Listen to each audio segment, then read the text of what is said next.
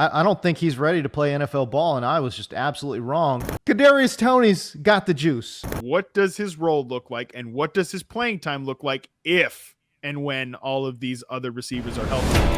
Look at the release. There's your separation. Great route. Stutter and go. Gets by clean. That is unbelievable. Maybe the greatest catch I've ever seen.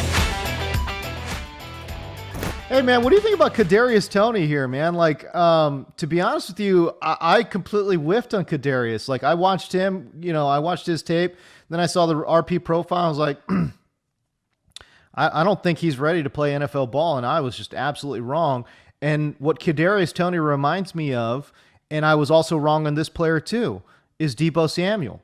And just his ability to kind of work after the catch and find open spaces and get himself available. Kadarius Toney looked awesome, man. 13 targets, 10 receptions, 189. As you mentioned, you can look at the route chart, man. It's a lot of red, right? The one area where he was very good was just on the 9 route, just straight athleticism running down the field. He was electric there, but that's one route. I said coming into the NFL that Kadarius Toney's next team would be starting from square one in terms of his work as a technician. That was true. I mean, there is no getting around that. Like, you could not watch Kadarius Toney in college and think, yep, that guy's going to be ready to run NFL routes from day one. But look, here's the deal. Players develop, players get better. And like, I would have been all out on Kadarius Toney if he wasn't a freak. I wrote the superlatives article for the website. This feels like 1,000 years ago. Coming to the draft, I wrote, it's a free article. Like, anybody watching can check it out. The superlatives article, I said, like, the best in-space receiver was clearly Kadarius Toney. The guy broke multiple tackles on 19% of his in-space attempts, which is attempts in the open field where he can break tackles. That is stupid. It was like 10 percentage point higher than anyone else in the class. Like, he's that good at breaking tackles out in the open field. And I think the Giants' landing spot in hindsight checks one of these two boxes. I said in his evaluation, Toney can be developed and find NFL success, but there are 2 musts that have to come with his landing spot. I'll require that he goes to a team with a creative, flexible offensive mind. No. And 2, a forgiving quarterback that isn't going to freeze him out when he isn't always where the passer expects him to be during his routes, because that's absolutely going to happen a few times a game. Tom Brady would hate this guy, right? Like, that was the evaluation on Toney. I mean, I think Daniel Jones is definitely a forgiving quarterback. We've all kind of turned Daniel Jones into a meme, but he's had I think it was week 1, he didn't have a great game. Week 2, he had like a weird option-based game, but there's some turnovers there. He hasn't really had the turnover problem so far this year. I think Daniel Jones is actually playing pretty well this year, and I'm never going to be convinced that Jason Garrett is going to be the guy to figure this out. But I don't know. Obviously it's going really well with Toney so far, and like, you can't watch this guy and think like, they got to figure out a way to get him the ball. Like, I don't need to see Darius Slayton again. I completely whiffed on Toney. I really did. And again, it's to your point too, that I didn't have the highest, thought of the quarterback. I definitely didn't like the offense. I didn't like the coaching staff.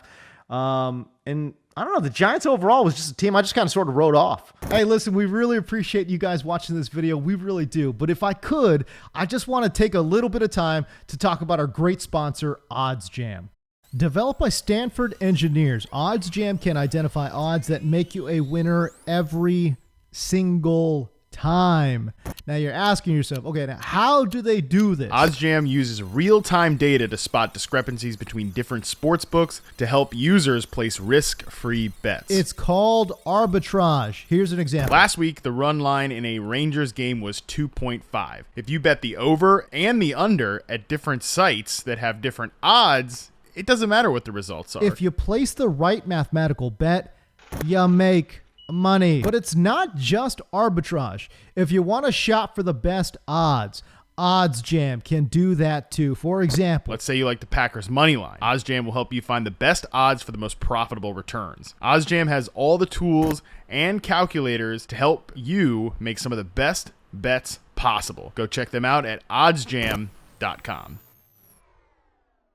It's sad, but it's true. You know what hurt him too is the fact that he got drafted by David Gettleman. I know.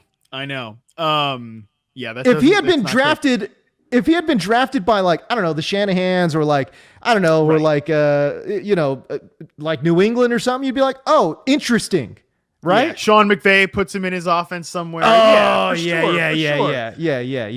And that's still my hang up, is that he's playing for the Giants, and a lot of his production. I mean, he was playing a lot last week as well against the Saints, and he had a pretty decent game there too.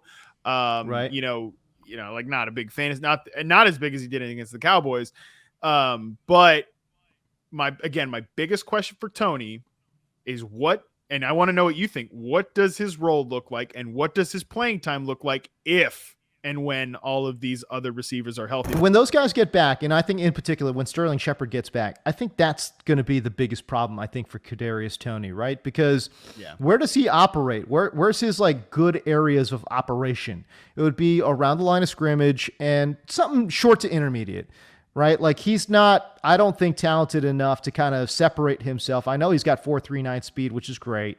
But again, when Golladay's there too, that's when it gets really tricky. Okay, you're going to run Kadarius Toney at flanker and just have him run go routes? Well, the problem with that is that he's not going to see, 13 targets like he saw here in week number 5, right? So now we're talking about a dude that's seeing like what? What do you think is a good projection for him? Like 5 to 6? 5 to 6 targets if Sterling Shepard and Kenny Golladay are there? I think that's about right.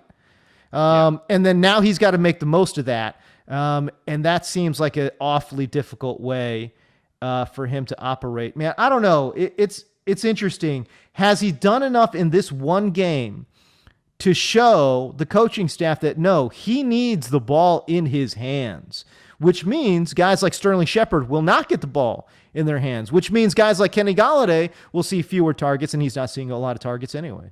In his first real action, which was against the Falcons, he played 82% of his snaps from the slot. Then against the Saints, 57.5%.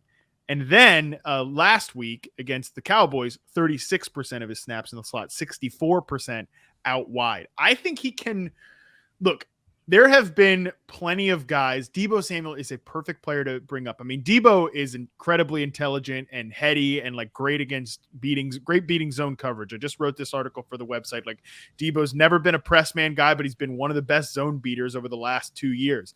Kadarius Toney's probably not ready to be that guy yet, but I mean, Deebo's not a slot receiver. Deebo plays that flanker position. Right. And I mean, he moves around a lot pre-snap. And I think Kadarius Toney could be that guy too. He can play flanker and won't necessarily disturb Sterling Shepard. I mean, Shepard, when he gets back there, he's going right back to that role because Daniel Jones just trusts the hell out of that guy. He knows that he's the best route runner, best separator. I mean, and I don't think he's going to lose too much of his volume, but there's definitely a conversation to be had about, Kadarius Toney and Kenny Golladay. Is like Kenny Golladay is going to be the X receiver and more of the vertical guy. I think they need to use him more in the downfield game. They need to take advantage of him more because Daniel Jones was a great deep passer in 2020. We know Daniel Jones can hit deep passes. That connection. Yeah. By the way, according to Next Gen Stats, man, like Daniel Jones led the NFL in passer rating last year on deep shots. And through 4 games, he again leads the NFL in deep passer rating. To bring it back to Kadarius Toney, I think they need to again.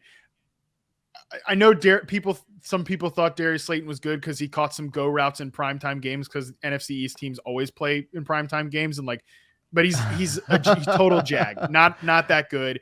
He can be used as like a situational deep threat, and that's fine. But like if they marginalize Kadarius Toney in favor of a guy like Darius Slayton, then everything I said about like the Giants, just take it back. They're idiots. Look, until Kenny Golladay and Sterling Shepard get healthy, I'm definitely playing him in fantasy. He brings juice, man. I mean, like I said, the RP stats about being a good player in space so far through the last 3 weeks. These are his yards after catch per reception numbers.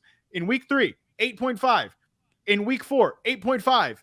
In week 5, 8.9. Like he's consistently getting. He is a rare special player in space. So like I could not give less of a shit about what his route running profile looked like in college right now. Like, I definitely think there's obviously still going to be work there. They got to find a way to get the guy in space, and they got to find a way to get the ball in his hand. So basically, I'm telling you, I'm in on like them figuring out this role for Toney.